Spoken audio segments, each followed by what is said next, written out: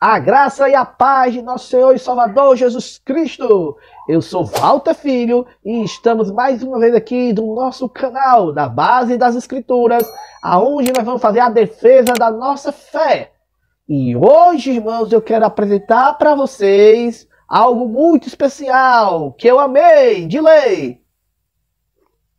Padres apostólicos ou os pais apostólicos. Você sabe o que é os pais apostólicos ou os padres apostólicos?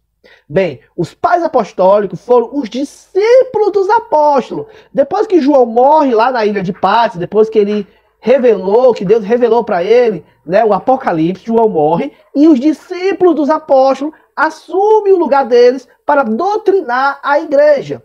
Como são muita coisa aqui, né, lindas para se contar, mas o nosso tempo é curto, não vou estender muito o nosso vídeo, eu vou falar o que mais me chamou a atenção. Clemente Romano, né? Inácio de Antioquia, Policarpo de Esmina, Pastor de Hermas, Carta de Barnabé, Papias e Didaquê.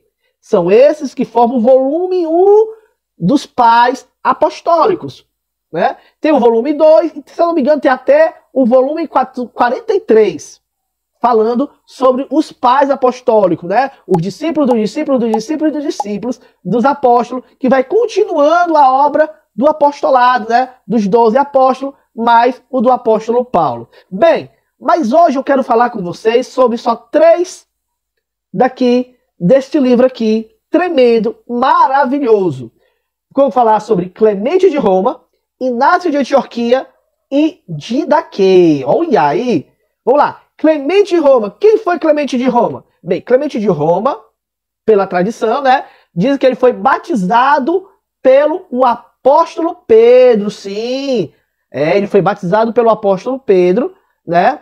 E aí ele começa a doutrinar a igreja de Corinto. Aquela mesma igreja de Corinto que tem na nossa Bíblia, né? Que o apóstolo Paulo doutrinou, 1 Coríntios, 2 Coríntios. Pois é, o apóstolo Paulo doutrinou essa igreja.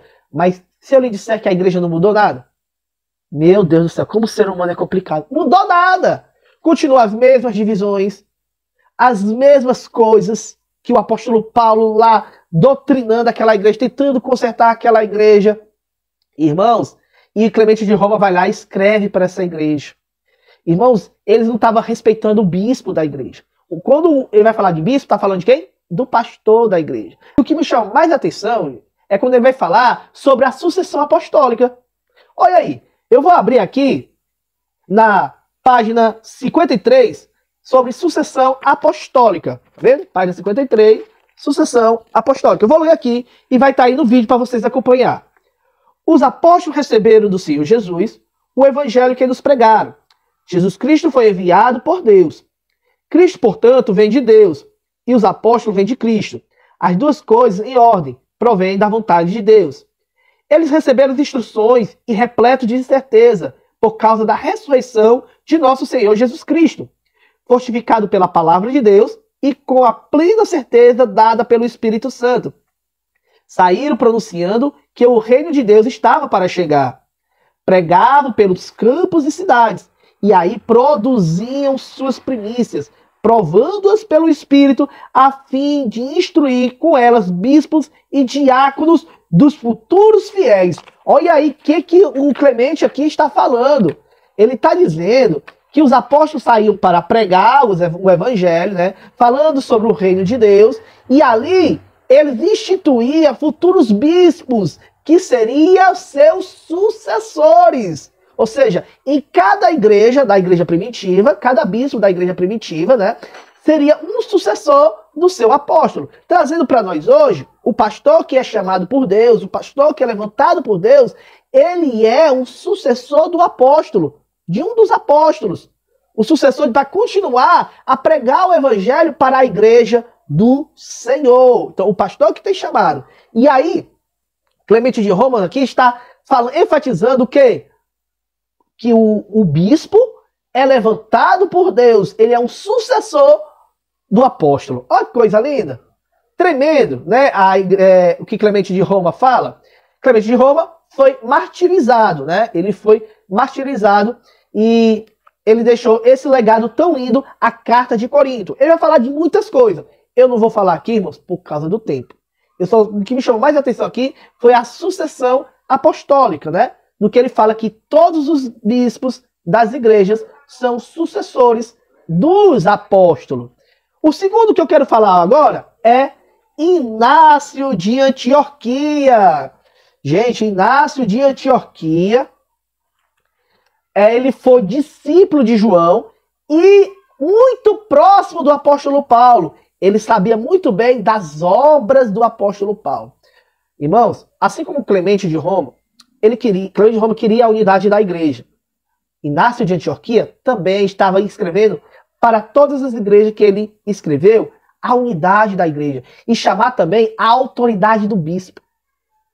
Vamos ver o que Inácio de Antioquia fala na sua carta à igreja de dos Esmionitas, né? Na página 118. Olha aqui que ele fala. Segui todos os bispos, como Jesus Cristo segue o Pai. Olha aí o que ele fala. Eu vou repetir de novo. Segui todos os bispos, como Jesus Cristo segue ao Pai. E ao presbitério, como aos apóstolos. Respeita os diáconos, como a lei de Deus. Sem o bispo, ninguém faça nada do que diz a respeito à igreja. Só essa partezinha para a gente começar aqui. Sem o bispo, ninguém faça nada. Ou seja, trazendo o quê? A autoridade do bispo. A igreja não pode fazer nada sem a autoridade do pastor. Não posso fazer nada em oculto que o pastor não possa saber. O pastor tem que estar ciente de tudo que eu fizer dentro da obra de Deus, né?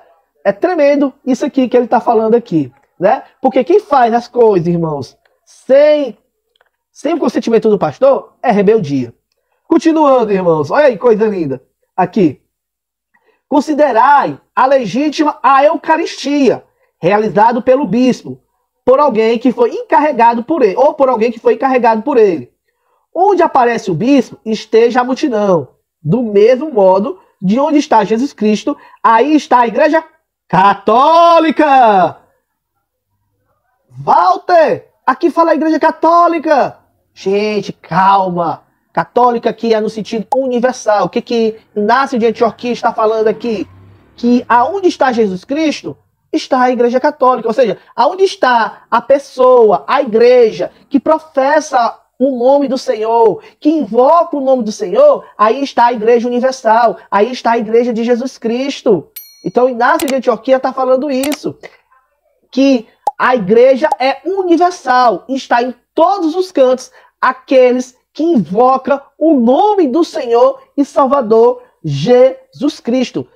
Irmãos, não tem nada a ver com a igreja católica que nós conhecemos hoje. Não tem nada dos dogmas da igreja católica, quem conhece o catolicismo, né? Tem nada que a igreja católica tem hoje, como doutrina, que a igreja primitiva tem hoje. Ou seja, só tem duas coisas. A Eucaristia, que é a Eucaristia? A Eucaristia é a Santa Ceia. A Eucaristia vem do grego, né? Que é a Santa Ceia do Senhor. O pão, que é o corpo do Senhor, e o vinho, que é o sangue do Senhor. E tem falando também sobre a Trindade, a divindade de Cristo. Pronto. Essas são as duas doutrinas que a igreja tem e que nós, evangélicos protestantes, também temos. A igreja, que tanto como Clemente, como com Inácio, como por Barnabé, Papias, a Didaquê, elas são só as escrituras. Eles vão doutrinar a igreja pelas escrituras, pelo aquilo que está no Antigo Testamento e aquilo que está no Novo Testamento, mesmo que ainda não tenha ainda o cano já feito, mas os pais apostólicos vão usar os textos paulinos, os textos de Pedro, os textos de João, os evangelhos para doutrinar a igreja. Irmãos, só você lendo para ver essa obra maravilhosa do volume 1. Continuando. Sem o bispo não é permitido batizar, sem realizar e nem realizar o ágape. Tudo que ele aprova é também agradável a Deus, para que seja legítimo e válido tudo o que se faz. O que Inácio está falando aqui? Sem o bispo não se faz nada. Nós temos que ser sujeitos aos nossos bispos, aos nossos pastores. É o que as escrituras falam. Hebreus diz assim: Obedecei os vossos pastores, sujeitai-vos a eles, porque velam por vossas almas, como daqueles que hão de dar conta delas, para que façam com alegria, não gemendo, porque isso não vos seria útil. O autor de Hebreus aqui está falando o que Inácio está falando aqui, o que Clemente falou nas suas cartas para sua primeira carta para os Coríntios. Então, obedecei os nossos pastores, se sujeitai ao bispo da igreja, né?